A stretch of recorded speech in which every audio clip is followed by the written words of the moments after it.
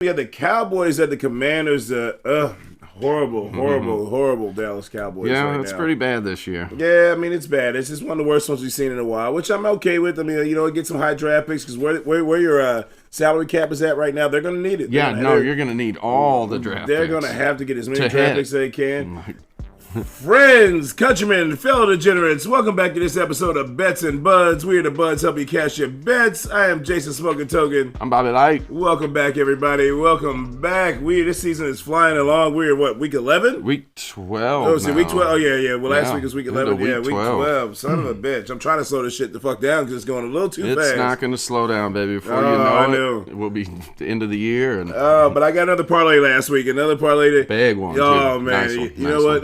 Like sometimes the gambling guys give you what I love to call the gambler's delight.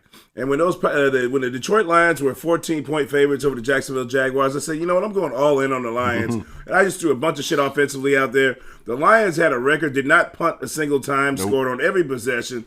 They had 36 first down, 34 to 36 first downs. For franchise and yardage in the game. Oh, I mean, it was unreal. I mean, it was probably the easiest parlay I ever hit in my life. I mean, they had that shit won by halftime outside of Detroit, having to actually win the game. Right. So it was a beautiful, beautiful day for me. Beautiful day. Yep. This is the time where you can start seeing the board a little clearly because you're watching everybody a little bit more, seeing the trends, seeing all the different parlay action. You can that's definitely there. see what's going on. I mean, there are definitely trends going on in the NFL. Well, especially once you start getting to the point where there's over-unders or high points. So, there's another game I'll dive into a little bit later on where I'll probably do an individual game parlay. Because I usually like to do it on prime time, but I've learned to get away from that and actually go into games that I know they got a chance to. Yeah, just a regular game. Yes, a regular game because it's all about winning and beating the book. It's not necessarily about fucking just, entertainment purposes. Right. Well, before we jump in the NFL, the Blues last week again went 1-2-1. Started out okay, lost the overtime game to Buffalo, then beat Boston, but then threw up a stinker against Carolina the next night,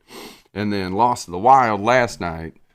This team really just doesn't know how to win games. Yeah, I mean, it's just... you can tell the injury factor has started to catch up. Thomas did make a return last night. Broberg will make a return, and probably after the road trip, coming up road trip. Matthew Joseph is still out. So Sundqvist is still trying to get his skates back. He's only 6 months recovery on that blown out knee. Everybody knows it's longer than that. Yeah, he's only been about 3 weeks back in action, so yeah. So, yeah, I mean...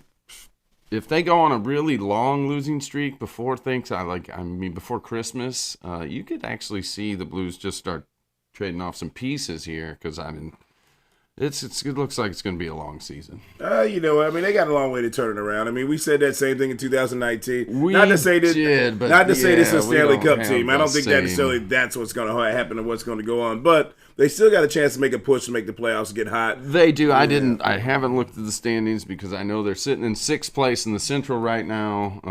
So and honestly, who gives a shit? You've got to climb a lot of teams. It's still early. Yeah, it's still too early to give a shit. So. But the other big news in hockey is Jim Montgomery was fired by the Bruins. Yes, he was. Ex-Blues assistant, ex-Blues player. There's been some chatter that they should fire Bannister and bring in Montgomery. That's probably not going to happen. He could sign on as a consulting role for a future job consideration. You know, they did that with who did they do that? They did that with Berube. That's they did that with Berube. He was an assistant coach. So when Hitchcock got fired, right? So yeah, Montgomery fired from Boston. The guy had a stellar record: 120 wins, 40 losses, and 13 overtime losses. Yeah, so, I mean, who knows what? Maybe he lost the locker room. Who knows? Now, this is pure speculation only because this happened in his past. I mean, something could have happened where he broke his sobriety because I know that. Oh yeah. He had a little Dewey trouble. A little trouble with Dewey. Done a little stint in the rehab center. I mean, that is pure speculation. I'm just saying it's happened. It's really weird that they would fire that guy. Yeah, I mean, hockey's weird like that though. I mean, they do hockey turns through some coaches. Oh yeah, they will fire a coach with the quickness. I mean, they really will. They really will. That's why, I mean, if Bannister was to, let's say we lose 8 in a row, I mean, I wouldn't be surprised if they fired him. Yeah, if they don't let him go. I mean, especially being a new coach, and they say maybe he lost the voice of, I mean, because I know that a lot of the big controversy that I heard, and I haven't followed a whole lot of hockey because football season is where I go with right now. But I know he sat Kyrou in a couple of games at the end of the game, like the last 4 minutes of a game. Right. You know, And that's one of your top scorers on your line. I mean, so if you're losing a score like that, and they gave him Kyrou a big contract, and that was one of the reasons Berube lost. Yeah, so the same thing. I mean, you can't do that. I mean, you have to learn how to work with these young players. I mean, I get a certain languages you're used to, like being able to subject to your players as a coach, but again. I mean, like, it's a new age hockey. I mean, new age world as far as sports when it comes to that. It is. Mean, some of your big name star players, if you're trying to send a message, I get it, I understand, but sometimes you got to let an apple be an apple and don't try and turn them into an orange. You know what I mean? So after 20 games, Blues are 8-11-1. So, like, we're only a quarter way through. No, yeah, I mean, we're a long way to go. All right, so let's get to what everybody came for. Let's get to what everybody came for. This is our hunting season here of what we do for this NFL football season.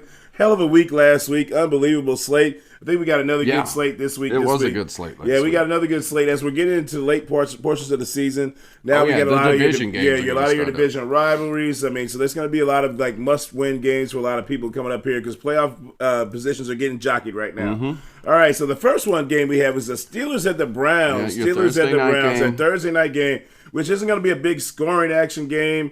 It could be very interesting because the Steelers came off a big emotional victory that they beat the Ravens last week. The Steelers have owned the Ravens, which is why I picked that game last week in the Steelers' favor because, I mean, the Steelers have just owned the Ravens. I mean, Lamar's now 2-5 in Pittsburgh. Yeah, I think I want to say John Harbaugh against the spread is like 0-8-1 or something like that. Against Pittsburgh. I mean, it's just a bad track record for the Ravens against the Steelers right now. The Steelers know how to defend Lamar. They blitz him a lot early on first, second, and down. Try to keep him in third and long. Once you do that, then you can go to your zone defense. He's not going to rip off any long runs in that capacity on 3rd and 8, 3rd and 9 as much as he would if it was 3rd and 4 and you're in man coverage. So, I mean, the Steelers coming off of that big win. They play the Browns in Cleveland. The Browns just got decimated by the Saints, too. Yeah, they did. But, I mean, this can still be a very big trap game as far as a division rivalry. I kind of went back and forth on this because I was like, man, I wouldn't be surprised if I saw the Browns win this game. Win this one? But I can't go with famous Jameis on this one. I just can't. He's going to make too many mistakes. I think so, too. I could see this being a field goal game just because of how the Steelers have been playing. But I got 3.5. I have 3.5. You have 3.5, too, as well? I'm going to give up the 3.5 to Pittsburgh there. Yeah. I like the over, and give me Pittsburgh to win. Okay. So I'm going Pittsburgh. I'll cover that 3.5 too as well, and I actually have them to get the win. 36.5 is what I got him on the over under. I actually like the under on this game. I've got it at 37. You got it at 37? Yeah, I like 36.5. Either way, 36, 37.5. I mean 37.5. I mean 37 to 36.5. I mean Pittsburgh didn't score a touchdown last week. 6 field goals. Right. So. I mean, I got a nice little juicy parlay I think for this game that we'll cover when we get to the end of this. It's like when you have an over under this low in games. I mean the touchdown scores are at pretty much at a premium. Yep. The rates are going to be really, really high to get this one here. So if you get the right guys, you get on this one, you got a good payout on this. So we'll cover that later. All right, but next up we got the Vikings at the Bears, another interdivision rivalry. Yep. Another interdivision rivalry. The Bears found a way to lose again last week. Yeah, blocked field goal. I mean, it was a little bit of controversy there at the end of the game. Oh, what was the controversy? Well, so like that blocked field goal that they got. Like typically, the NFL changed the rules multiple times over the last couple of years that you're not supposed to line up over the long snapper anymore. Yeah, because it used to be back in the day you can line up with that long snapper and just blow him the fuck up. Well, they changed that shit over like multiple times over the years. They actually had 3 guys run over that long snapper. Easily 3 guys run over that long snapper. So. Again, I don't, I mean, again, I know there was a little bit under protest by Matt Eberflus about that play, and he sent it into the league office under protest a little bit to say, hey, give me the calls on that one. But, I mean, so the Bears are 3.5-point dogs at home. They're 3.5-point dogs. The Vikings actually have a hard time against the Bears in this rivalry back and forth here the last few years, at least when it comes against the spread-wise. So, for me, I'm going to take the Bears to cover that 3.5 at home. I still like the Vikings to pull out a victory. Like I said, I think it could be a field goal game. Okay. That 3 and a hook, and I really like that in the Bears' favor at home there. But then give me 39.5 on the over. I like the over on this game. Yeah, so I actually take Minnesota to cover that 3.5. I like the over as well, Minnesota to win. Okay. I just think Chicago's just, man, they're in a free fall right now. They are, but actually I like what I saw to them offensively last week. I mean, like when they had to change the offensive coordinator from Shane Waldron to Thomas Brown, I think is his name. I actually like the change. They seem like Caleb Williams was a lot more comfortable in the pocket. He was a lot more free-flowing with the offense. He was getting the ball out of his hands quickly. The offensive line was blocking better. Well, he also ran the ball for 60 yards, too, as well. DeAndre Swift actually got some good running plays off. So they were even Johnson was involved. Yeah, that's what I mean. So they actually were running the ball. So, I mean, let's see what happens there. I mean, that can keep the game. That changes the game dramatically in that fashion. All right, so next up we got the Buccaneers at the Giants. What do you like on that one? So the Gabagool's back. Yeah, Tommy Cutlets. Tommy DeVito is back in action. Tommy DeVito is back. We can bring back the Gabagool. So actually, this one surprised me a little bit that it's only 6 points. You got 6? I got 5.5. I got 6. Give me Tampa Bay to cover this 6. I actually like the under in this one. I don't think the Giants are going to get much done. We know who Tommy DeVito is, and he's not good. Yes. He's not good. Well, and how about we say that, and here's the funny thing about NFL contracts. If anybody doesn't understand... It's Drew Lock, because of incentive-laden contract, is the only reason that he's not starting this game. Well, they actually said they liked Tommy DeVito better with his command over the offense because he had been there last year. Yeah, that was some of the words that... But the reason why they sat Daniel Jones is more of what I was going off of. Is because he has a $23 million hook if he got injured. Gotcha. That they would be on the line for. I mean, that makes sense. So that's why they decided, you know what, we're moving on. That was basically the end of the Daniel Jones era in New York. So, but Drew Lock also has percentage incentives in his contract. Yeah, which I wouldn't be surprised. If he hits 40% of snaps, so you know what they basically said, scrap it, we're done. Let's go ahead. Let's see. Veto time. So Tampa wins this. Give me the under and Tampa to cover. And let's see if we can get that Shedeur Sanders sweepstakes. Because that's pretty much where I think they're going. I mean, so as far as who the do Giants. you like? So I actually like the under? I like the Bucs. Yeah, to cover that, and I like the under too as well. All right. Yeah, I had a 41.5. I like the under. Yep. All right, so next up we got another division rivalry here. We got the Patriots at the Dolphins. In Miami. Now, this was a game that was played already earlier. And the Dolphins barely scraped out that win. They did. They did. The Patriots usually have a hard time going to Miami this time of season, even later in the season, going from up in the Northeast down to that South. Yeah, that was Miami with Huntley. Wasn't that with Huntley as the quarterback? Yeah, I want to say. Well, maybe so. It wasn't pretty. But this is a different New England team than played just 5-6 weeks ago. I got them at 7.5. Actually, I have 7.5 too. So I like New England to cover this 7.5. Give me the under 46, but Miami to pull out the win. All right, we're in total agreement there. I just got the under at 45.5. Okay. Yep, so we're in total agreement there. All right, so next up we got the Titans at the Texans. This is another one of those big mammoth spreads. Yeah, started out at 8.5. Also a division game again. Yeah, it's another division game. We're getting to this time of year. We're going to get a lot of division matchups here. The Titans were actually at 8.5 earlier in the week. They're now at 7.5. I've still got 8.5. You still got 8.5? Let me check right now what it is live. I literally checked about 30 minutes. It's 8 right now. You got it at 8 now, so it's sliding and moving a lot. I mean, you got to look at this point spread there. But I actually like the Titans to cover this game against the Texans. Yeah. I really do. I like being an interdivision rivalry. I like the Texans still to pull this one out. I got the over-under at 41.5, and I like the over at this one. I've got 42, and it's changed. It's down to 40.5 now, so I definitely like the over. Oh, hell yeah. I still would take the over. Yeah, definitely absolutely. Like the over 40.5, absolutely. Take that all day long. All day long. Yeah, we're in total agreement. And this is why you have to watch those spreads. So we're giving you this gambling information on where the spreads are and the over-unders and so on. But you always got to make sure you kind of check those lines. If you can lock them in, man, lock them in. Yeah, so if you got a spread that you really, really like, make sure you lock them in. Like if I can lock that in right now with that 40.5, I would take that all day long and over. Absolutely. All right, so next up we got the Chiefs at the Panthers. Chiefs coming off their first loss against the Bills last week. Yep. Panthers have pulled off a couple of victories here. They have looked fairly decent. It's a 10.5 point spread with the 10.5 point favorites for the Chiefs. Yeah, 10.5 point favorites for the Chiefs. I went back and forth on this one because I took a lot of the big spread last week and it didn't work out for me. I think that Kansas City's going to cover this 10.5. I don't think Carolina does much at all. Kansas City's probably pretty pissed off after that loss last week. That and also their defense is pretty good, too. Yeah, and Carolina, they're going to be starting a new running back this week. Mm-hmm. Well, trying to work in a new running back. Right. Brooks is supposed to be coming back and supplementing Hubbard now. So give me the Chiefs to cover, the under, and the Chiefs to win. Yeah, so I'm with you on that. I'm in total agreement. What do you have the over-under at? I got it at 43. Yeah, I got it at 43.5. Okay. So I like the under either way. I had it at 42.5 initially, and I like the under on that one too as well because I just feel like the Chiefs are their defense is really solid. I have a hard time projecting Carolina to do a whole lot against them. I don't see Carolina doing much. Yeah, I have a hard time projecting Carolina to do a lot in that one. So next up, we have the Cowboys at the Commanders. Horrible Dallas Cowboys. Yeah, right it's now. pretty bad this year. Yeah, I mean, it's bad. It's just one of the worst ones we've seen in a while, which I'm okay with. I mean, get some high draft picks because where your salary cap is at right now, they're going to need it. You're going to need all the draft They're picks. going to have to get as many to draft hit. picks as they can. Shit, I mean, keep losing, motherfucker. Get Travis Hunter in that bitch. But again, this is a high spread game, 10.5 points. You got 10.5. I had 10. 10.5. Yeah, 10. So another division game too. It's not like the Cowboys are going to be surprised who Washington is. Washington's going to win this game. There's no doubt about it. Give me the over 45.5, but I'll take the 10.5 for the Cowboys. All right, I'll take it. I would take it at 10 for the Cowboys too as well, just because I can feel like it's going to be a closer game. Jaden Daniels hasn't really done as much, but since he got that rib injury as far as running the football, which is kind of like stifled that offense a little bit. But I like the Commanders to get it as well. I had it at 44.5, and that was even as of 30 minutes ago. But I like the over. I like the over too as well. I got a parlay for that game. All right. What you got? All right. So Director Dave likes a Brian Robinson, Terry McLaurin, Jaden Daniels, Ertz and Eckler, all of them scoring, huh?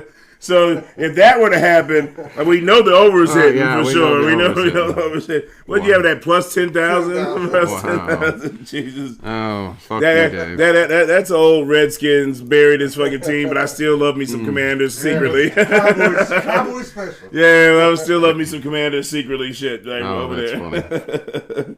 That should have been a Director's Dave dumbass pick right there. So the next game I have on mine is Denver Vegas. Or what do you got? Denver. I had Lions Colts. Okay, we can go Lions we go Colts. Lions Colts. So here's one that I actually will probably be. This would be a game that, again, another Lions game. It's 50.5 is the over-under. So anytime you start looking at 50.5 over-under, this is a prop bet special. This is what you call a gambler's delight. If you love to do prop bets and parlays. There's going to be scoring in this game. And so Zadarius Smith is going to be finally fully injected into this defense. I think they picked up David Long from the Dolphins as to replace Anzalone in the linebacker position. 7.5 point favorites is what I had the Lions at.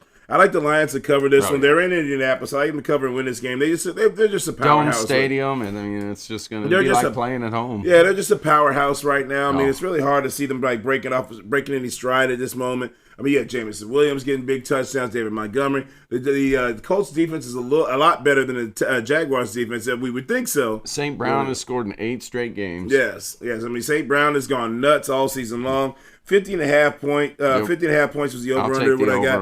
I'll take the over on that one too as well. I got a parlay. I haven't thrown one together yet, but that will be a game that you will see me throw a parlay on. Oh, just like I did last week, man. Just because like I said, those throwing are an Anthony Richardson touchdown. No, Jonathan Taylor. Throwing the Jonathan Taylor touchdown. He really hasn't found the end zone the last couple of weeks. No, he hasn't. So this will be a prime time for him to get in the end zone against them. And then obviously throw some Lions shit on there. Some Jahmyr Gibbs over 90 yards combined rushing receiving. I mean, and then Jared There's Goff. money to be made on that. There is money to be made on that one. Anytime you have an over-under spread, that is a gambler's delight when it comes to prop bets there.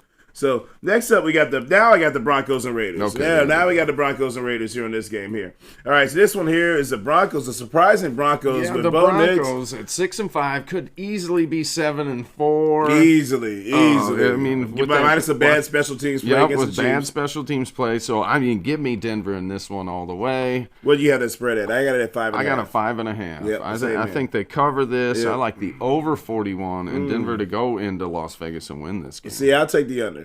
I'll take the under. The only reason why, because Denver's defense is really tough. They are. And the Broncos' offense isn't really that prolific, and I can see this is kind of be a struggle bust as far as trying to the Raiders do have some of the best pass defense in the NFL this year as far as fantasy goes. Yeah. And then they also have Brock Bowers, who's not only projected to break the tight end record for receiving receptions. I mean, he's like rookie record for receptions that Puka Nacua set last week. Brock Bowers is a freaking beast, man. Like, he was actually one of those that I actually was kind of quietly pinning in, wanting the Cowboys to get. I was surprised when the Raiders reached on him at that early pick there. So, I mean, I like the under on this game, though, with 41.5. So I think that's the only difference we had in this on that slate there.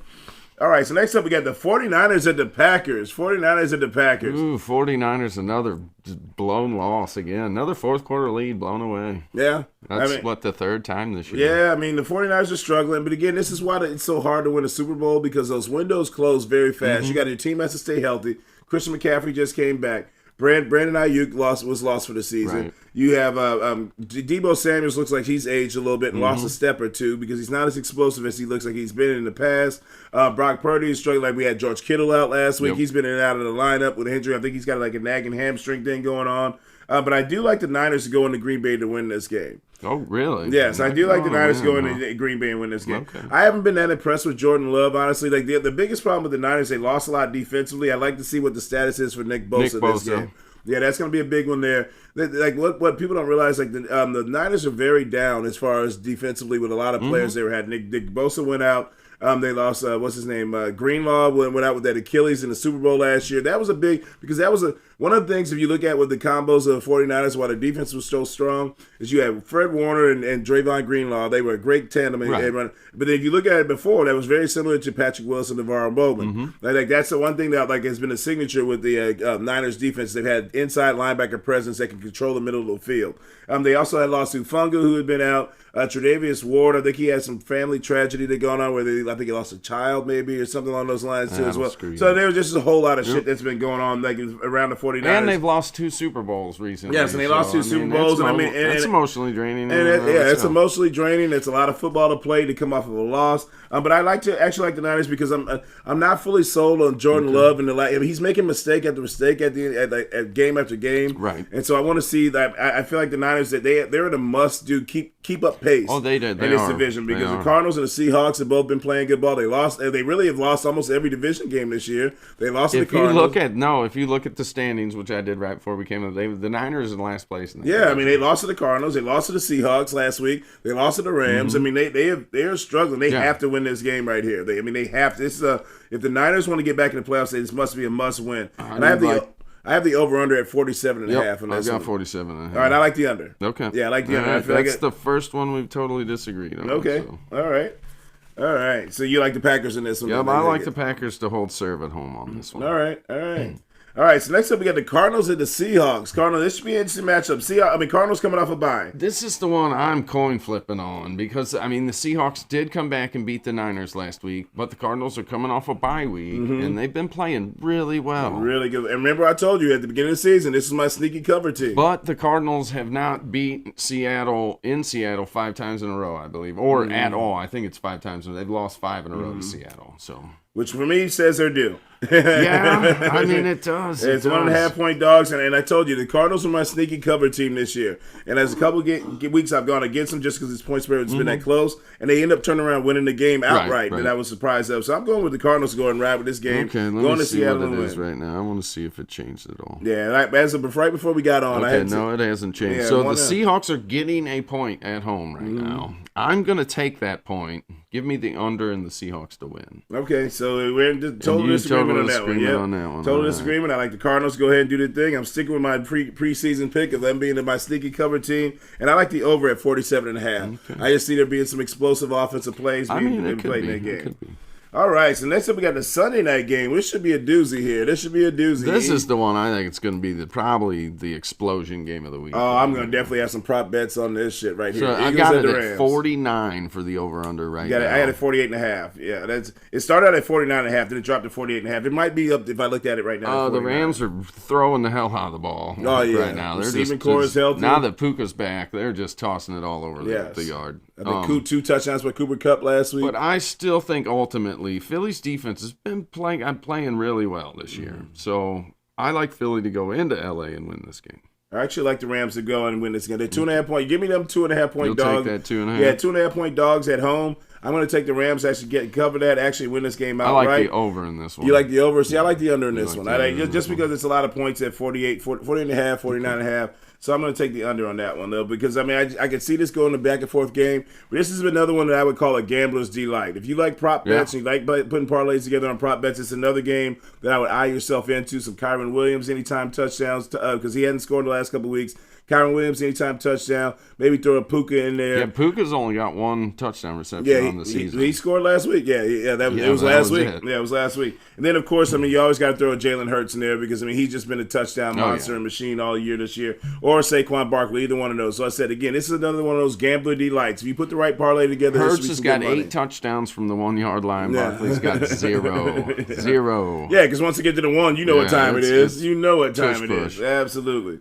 All right, now this one right here is probably game of the week. A beautiful Monday night matchup. This is a good Monday night Ravens matchup. at the Chargers, man. Ravens off a tough loss last week. Tough loss against the Steelers. Chargers off a huge win against the Bengals last week. So the Chargers are actually 3-point dogs at home. Who do you like in this one, Bobby? I've got 2.5-point dogs at home. You got 2.5 point? I just think Baltimore to even try and keep pace with Pittsburgh, they've got to win this game. Yes, they do. So I think they actually go into LA and win this game. Yeah, I'm with you on that. I'll give up the 2.5, but I've got the over/under at 50, and I think that is way too high for this game. It's up to 51 now, so give 51? Me the under. See, I had it 49.5, but even with it 49.5, I like the under too as well. I just kind of feel like this is going to be a slugfest.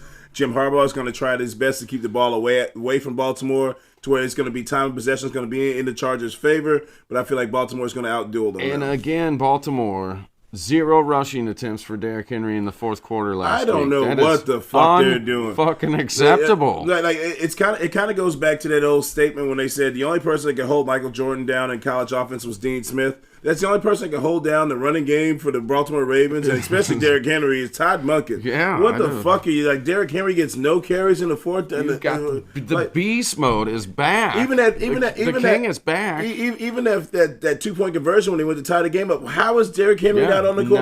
And then if you look at that last play, there was some type of dissension between Aguilar and Isaiah Likely.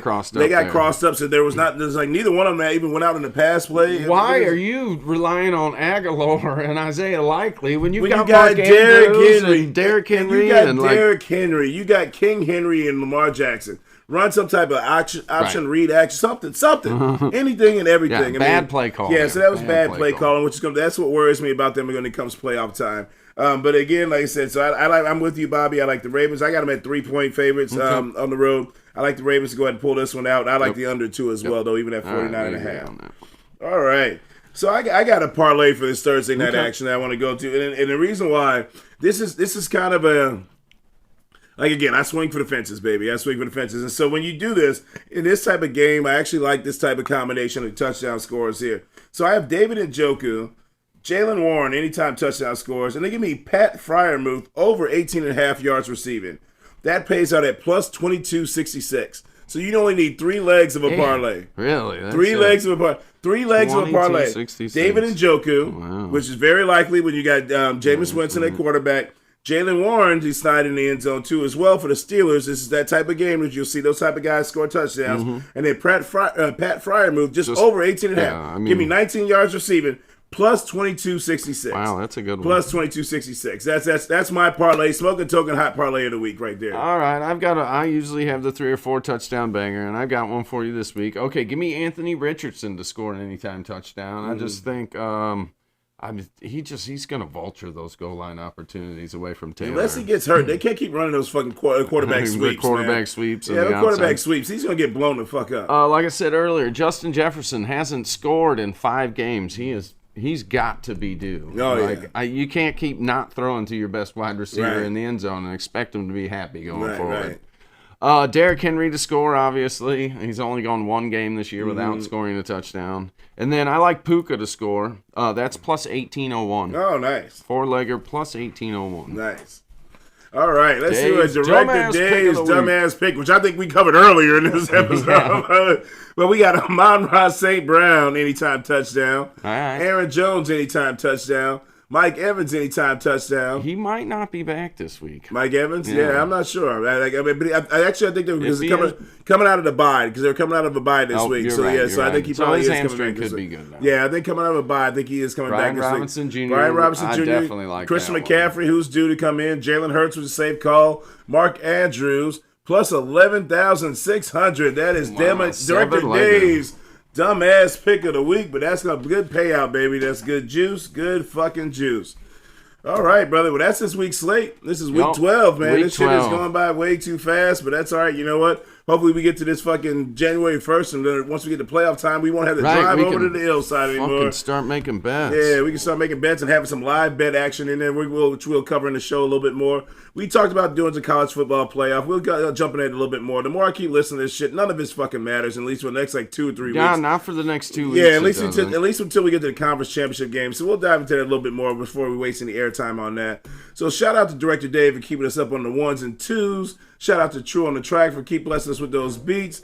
Make sure you hit that like and subscribe button, add to the comment section. I'm Jason Smokin Token. I'm Bobby Light. We'll see you next week. Peace. Peace.